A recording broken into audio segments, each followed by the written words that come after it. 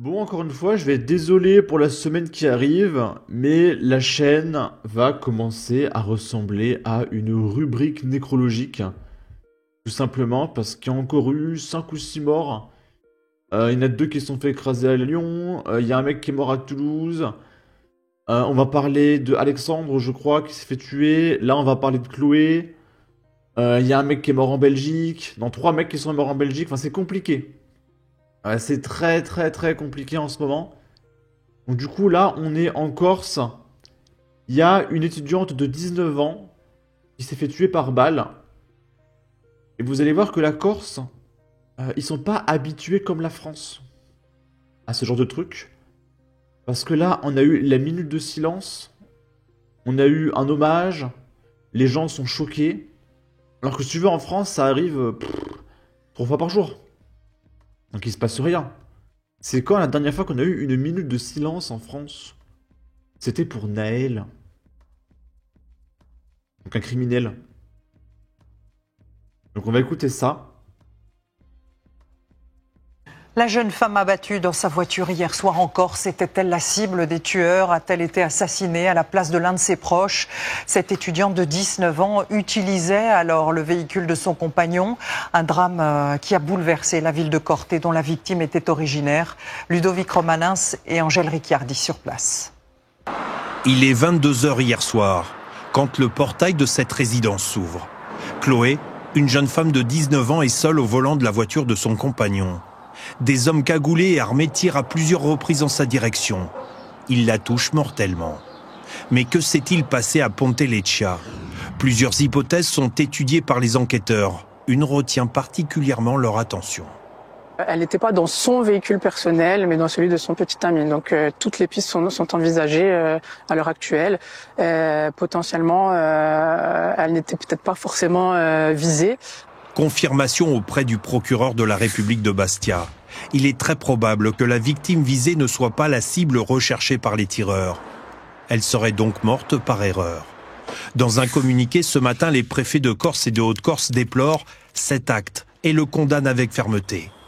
Mais ça veut dire que si ils se sont trompés de victime, ça veut dire que les mecs ils vont revenir pour tuer le compagnon de Chloé. Parce qu'a priori ce serait lui qui était la cible. Donc il faut faire quelque chose. À Corte, l'émotion est vive. La jeune femme était étudiante à l'université. Rideau baissé en signe de deuil, le club de football a annulé le match prévu cet après-midi. L'Assemblée territoriale de Corse vient de lui rendre hommage. Donc nous allons faire une minute de silence, si vous en êtes d'accord. Les mots manquent pour exprimer l'injustice. Il viendra très rapidement le moment de l'expression de notre détermination collective à ne pas accepter ce qui est en train de se passer. Une enquête est... Est-ce que vous avez vu un conseil administratif faire une minute de silence pour Elias? Est-ce que vous avez vu un conseil administratif faire une minute de silence pour Louise? Je crois pas, hein. ouverte pour homicide volontaire. C'est le 3e assassinat depuis le début de l'année sur l'île, lié à la criminalité organisée. Donc voilà, félicitations aux Corses d'en avoir quelque chose à foutre de leurs victimes. Et j'espère très sincèrement pour les Corses qu'un jour ils auront leur indépendance et qu'ils ne sombreront pas avec les Français. Voilà. Là, on est à Avignon. Il y a un mec qui s'est fait planter, il est décédé. Ah mais je vous l'ai dit, cette semaine, ça va être une rubrique nécrologique, cette chaîne, hein, je suis désolé. Et donc on a retrouvé son corps sur un parking. Donc je rappelle, Avignon, le député de cette ville, c'est Raphaël Arnaud, qui a menacé de mettre une balle dans la tête d'Alice Cordier. La piste d'une altercation qui aurait mal tourné, évoquée. Vendredi 31 janvier, les pompiers du Vaucluse sont alertés. Une personne gît sur le sol du parking situé en bordure de Rhône. Sur place, ils découvrent un homme âgé de 38 ans, né à Carpentas, et surtout blessé par ce qui s'apparente à une arme tranchante. Tout est fait pour le maintenir en vie, mais cela ne suffit pas. Dans un état critique, l'homme succombe à ses blessures quelques minutes après l'arrivée des secours. Les policiers cherchent des témoins permettant de confirmer ou non l'hypothèse d'une mort violente et non pas accidentelle. Bah lol. suite à la découverte de plaies survenues au niveau du thorax probablement réalisées par une arme blanche. C'est également ce qu'il cherche à prouver avec l'autopsie, et pourquoi pas établir un lien avec les images de vidéosurveillance couvrant le secteur. Ces dernières ont montré une altercation entre un homme et 2 autres personnes. Là, on est à Poitiers. Il y a un mec qui a été laissé pour mort. Il est entre la vie et la mort. Il s'est fait planter à de multiples reprises en pleine rue, dans le quartier de la Couronnerie à Poitiers. Plusieurs rixes opposant 2 groupes de jeunes se sont déroulés au cours de l'après-midi et de la soirée, toujours selon nos informations. Les policiers sont intervenus à plusieurs reprises à la suite d'appels et de riverains. Les violentes bagarres se sont déroulées au niveau du centre commercial Place de Provence. C'est dans ce secteur que la victime a été retrouvée en sang et inconsciente par un passant vers 19h30. Il a été laissé pour mort et présenté de multiples plaies à l'arme blanche, notamment dans le dos, souligne une source proche de l'affaire. La victime n'a pas pu être immédiatement identifiée, n'ayant aucun document sur elle. Cette dernière serait âgée d'une vingtaine d'années. Pour l'heure, on ignore encore les circonstances de ces rixes entre bandes rivales, ainsi que de cette tentative de meurtre. Une enquête a été ouverte et confiée aux policiers de la division de la criminalité organisée et spécialisée. Les faits se sont déroulés à proximité du lieu où le petit Anis, 15 ans, avait été tué par balle le 31 octobre dernier, à Poitiers. Ben vous savez quoi, j'en ai jamais entendu parler. Un homme de 25 ans a été mis en examen et écroué dans cette affaire. J'ai jamais entendu parler de Anis. Ou alors il y en a tellement que j'ai oublié. Et je tape Anis. Ah, j'en ai peut-être parlé, oui, Anis, non, j'en ai parlé. En fait, il y en a tellement que j'ai oublié. Donc Anis, il est décédé en même temps que Nicolas, Hector et Léo. Vous savez, Nicolas, c'était le pote de Thomas. Enfin voilà, il y en a tellement que on est un peu dépassé par ce qui se passe. Et on va finir avec ça, on est à Pontarlier.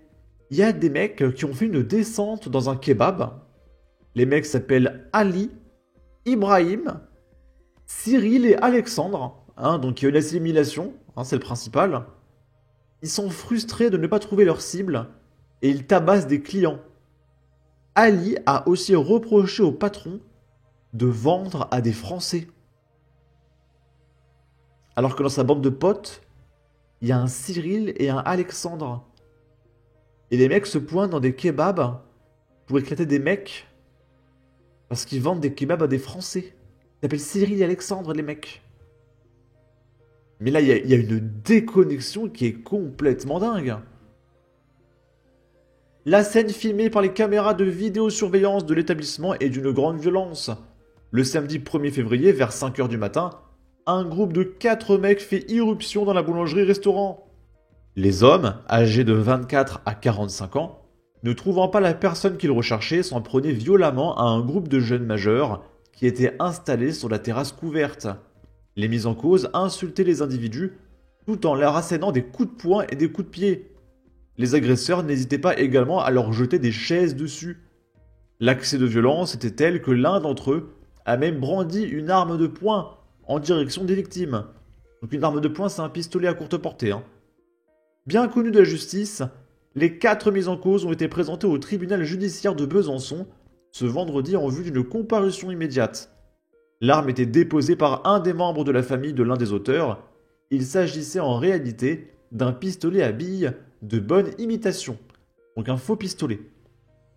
Dans la salle, on rigole, on parle fort en dévorant son sandwich. Les secondes s'égrènent jusqu'à l'arrivée d'un homme. Il s'agit d'Ali Saritas, le plus jeune des 4 mis en cause. Il déboule dans le commerce, parle fort et s'approche d'une table. Ibrahim, son père, le suit de près. Les mots laissent la place à une première claque. Autour de la table du restaurant, les jeunes clients restent stoïques, tétanisés par le comportement des intrus. Alexandre et Cyril surgissent à leur tour pour prêter main forte à leurs comparses. Les coups pleuvent. Hochepied dégaine une arme de poing et met en joue les victimes avant d'asséner plusieurs coups de crosse. Donc Hochepied, c'est Cyril. Il s'appelle Cyril Hochepied.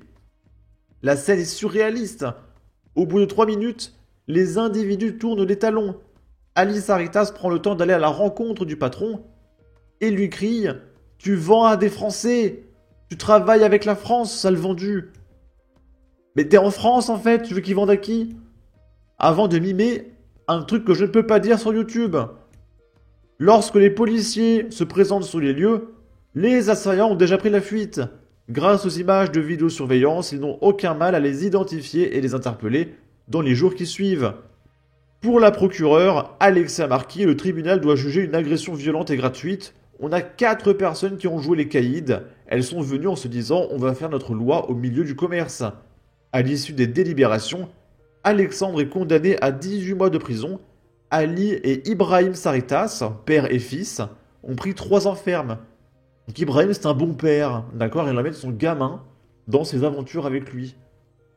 Idem pour Cyril, il a pris 3 ans. Le tribunal a assorti ses condamnations d'un maintien en détention. Donc vous vous rendez compte que venir à 4 mecs pour braquer des gars dans un commerce et tout, tabasser des mecs gratuitement, etc., foutre le bordel dans un commerce, ils ont pris 3 ans, quoi. 3 ans pour se pointer à 4 dans un commerce et de sortir une arme pour aller menacer les gens. C'est complètement lunaire. Hein. Sur ce, n'hésitez pas à donner votre avis, votre opinion, à partager, liker, commenter, ça aidera au référencement de la vidéo sur YouTube. Abonnez-vous, suivez-moi sur Twitter, prenez soin de vous, salut!